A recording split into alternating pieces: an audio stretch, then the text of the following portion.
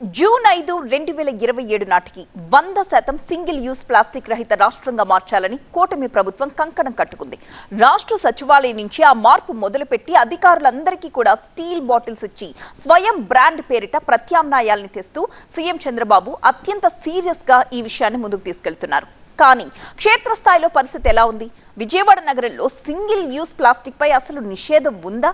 Municipal corporation నిబంధనలు అమలు అవుతున్నాయా? ప్రభుత్వ ఆదేశాలకు విలువనేది ఉందా?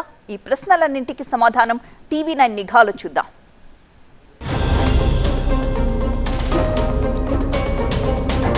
వచ్చే నెల నాటికి ఏపీ వ్యాప్తంగా సింగిల్ యూజ్ ప్లాస్టిక్ రహిత రాష్ట్రంగా మార్చాలనేది మరి సీఎం చంద్రబాబు నాయుడు టార్గెట్. మరి ఏపీలో పరిస్థితులు ఎట్లా ఉన్నాయి? ముఖ్యంగా విజయవాడలో సింగిల్ యూజ్ ప్లాస్టిక్ ఎట్లా వాడుతున్నారు? బ్యాన్ అయ్యిందా? గ్రౌండ్ రియాలిటీ ఏంటో చెక్ చేద్దాం.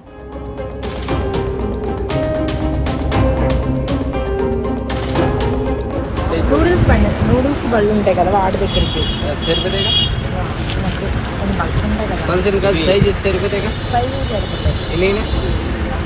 కావాలి. ఎక్కువ బల్క్లో క్వాలిటీ చూపి నాకు మామూలు నార్మల్ ఉంటుంది కదా, పాత వచ్చాయి కదా ఇంత ఆ టైప్ కావాలి.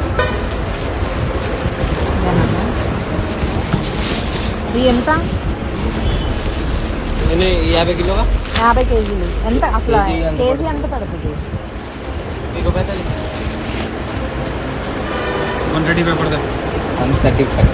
కేజీ 135 పడుతుంది.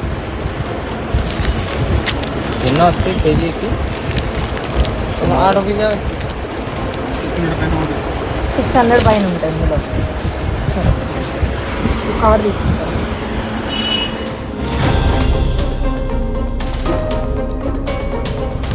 కర్రీస్ ప్యాక్ చేస్తా. కర్రీ పాయింట్లో కవర్స్ చూపిస్తారు. ఒకటి చూపించరా?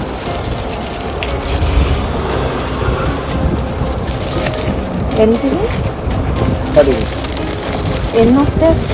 చాలా 300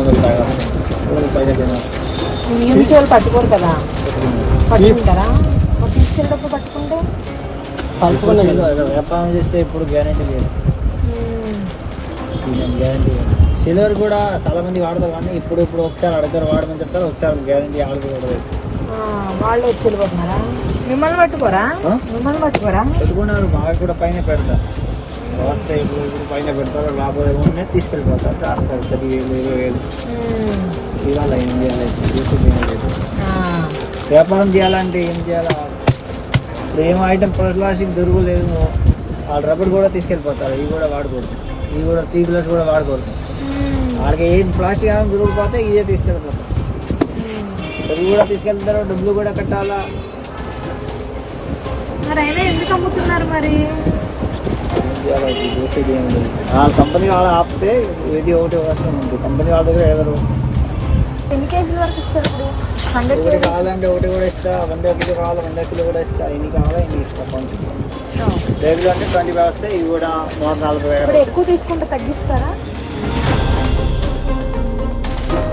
చూశారుగా, బెజవాడలో ప్లాస్టిక్ నిషేధం కేవలం కాగితాలకే పరిమితమైంది. తెర వెనుక 100 కోట్ల నిషేధిత ప్లాస్టిక్ దందా 3 పువ్వులు 6 కాయలుగా సాగుతోంది. టీవీ9 ప్రతినిధి ఒక సాధారణ కస్టమర్లా వెళ్లి అడిగితే ఎన్ని కేజీలైనా సరే సింగిల్ యూజ్ ప్లాస్టిక్ ఐటమ్స్ ఇవ్వడానికి వ్యాపారులు సిద్ధంగా ఉన్నారంటే ఈ ప్లాస్టిక్ దందా ఏ రేంజ్లో జరుగుతోందో. దేశంలో ఏనాడో సింగిల్ యూజ్ ప్లాస్టిక్ పై బ్యాన్ ఉంది. ఏపీలో మరింత స్ట్రిక్ట్ గా అమలు చేసేందుకు ప్రభుత్వం ప్రయత్నిస్తోంది. నిబంధనల ప్రకారం 120 మైక్రాన్ల కంటే తక్కువ ఉన్న ప్లాస్టిక్ కవర్లు అమ్మడం నేరం. కానీ విజయవాడ హోల్సేల్ మార్కెట్లలో వీటిని విచ్చలవిడిగా అమ్ముతున్నారు. హోటల్స్, షాపుల నిర్వాహకులు వీటిని వినియోగిస్తున్నారు. అధికారులు దాడులు చేస్తారనే భయం వ్యాపారుల్లో కనిపించడం లేదు. వేసే ఫైన్లకు కూడా భయపడటం లేదు. ప్లాస్టిక్ బ్యాగ్ తీసుకెళ్లే వాళ్లపై ఫైన్లు తప్ప అమ్మే వాళ్లకు ఉండవా అంటే మా లెక్కలు మాకుంటాయిలే అని షాప్ ఓనర్స్ ధైర్యంగా చెబుతున్నారు. డబ్బులిస్తే చట్టం చుట్టమే అని టీవీ9 నిఘాలో నిరూపితమైంది. విజయవాడలో హోల్సేల్ వ్యాపారులు ఎక్కడికక్కడ నేరుగానే అమ్మకాలు చేసేస్తున్నారు. వైజాగ్, విజయవాడ, తిరుపతి, రాజమండ్రి వంటి 17 మున్సిపల్ కార్పొరేషన్లలో సింగిల్ యూజ్ ప్లాస్టిక్ నిషేధం కఠినంగా అమలు చేయాలి అనేది ఏపీ ప్రభుత్వం టార్గెట్. కానీ గ్రౌండ్ రియాలిటీ మాత్రం దానికి భిన్నంగా ఉంది. నగరంలో ప్లాస్టిక్ నిర్మూలన కోసం విజయవాడ మున్సిపల్ కార్పొరేషన్ ప్రత్యేక టాస్క్ ఫోర్స్ టీంలను ఏర్పాటు చేసింది. కానీ ఆ టీమ్స్ ఎక్కడ తనిఖీలు చేస్తున్నాయో ఎవరికీ అర్థం కావడం లేదు. నెలకో 2 నెలలకో ఒకసారి హడావిడిగా చిన్న చిన్న బడ్డీ కొట్లపై దాడులు చేసి 500 1000 ఫైన్ వేసి చేతులు దులుపుకుంటున్నారు. కానీ రోజుకు టన్నుల కొద్ది ప్లాస్టిక్ ను నగరంలోకి పంపిస్తున్న పెద్ద తిమింగళాలను మాత్రం అధికారులు ముట్టుకోవడం లేదు. ఈ కల్తీ నిషేధిత ప్లాస్టిక్ వల్ల బెజవాడ పర్యావరణం కుప్పకూలుతోంది. కాలువలు మురుకు కూపాలుగా మారుతున్నాయి. లాభాల కోసం చూసే ప్లాస్టిక్ మాఫియా, నిమ్మకు నీరెత్తినట్టు వ్యవహరించే అధికారులు కలిసి బెజవాడ ప్రజల జీవితాలతో చెలగాటమాడుతున్నారు.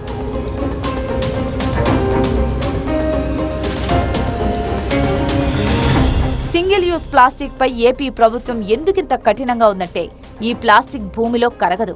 పైగా వేడి ఆహార పదార్థాలను ఈ సన్నటి కవర్లలో ప్యాక్ చేయడం వల్ల ఆహారంలోకి ప్రమాదకరమైన రసాయనాలు, మైక్రో ప్లాస్టిక్స్ విడుదలై నేరుగా మనుషుల కడుపులోకి వెళ్తున్నాయి. ఇవి దీర్ఘకాలంలో క్యాన్సర్, హార్మోన్ల అసమతుల్యతతో పాటు అవయవాల వైఫల్యానికి దారితీస్తాయి. వీటి వాడకం ప్రాణాంతక వ్యాధులకు కారణమవుతుందని సీఎం చంద్రబాబు స్వయంగా ఆందోళన వ్యక్తం చేశారు. ప్లాస్టిక్ ప్లేట్లు, కవర్లకు బదులుగా వాడటానికి ప్రభుత్వం స్వయం అనే బ్రాండ్ పేరుతో బయోడిగ్రేడబుల్ ఉత్పత్తులను ప్రోత్సహిస్తోంది. ఇలా ఒకవైపు సీఎం ప్రజల ఆరోగ్యం కోసం తాపత్రయపడుతుంటే, ఇటు విజయవాడలోని కొందరు స్వార్థపరులు కేవలం చౌకగా వస్తుందని ప్లాస్టిక్ మాఫియాను ప్రోత్సహిస్తున్నారు. ప్రభుత్వం నిర్దేశించిన నో ప్లాస్టిక్ మిషన్ 2026 విజయవంతం కావాలంటే కేవలం సచివాలయంలో ప్లాస్టిక్ బాటిళ్లు మారిస్తే సరిపోదు. విజయవాడ 1 టౌన్, గొల్లపూడి కేంద్రాలుగా సాగుతున్న ఈ హోల్సేల్ ప్లాస్టిక్ నెట్వర్క్ ను మున్సిపల్ కమిషనర్, ఉన్నతాధికారులు ఉక్కుపాదంతో అణిచివేయాలి. మూలాల్ని కట్ చేయకుండా కేవలం చిన్న వ్యాపారులను భయపెడితే ప్రయోజనం ఉండదు.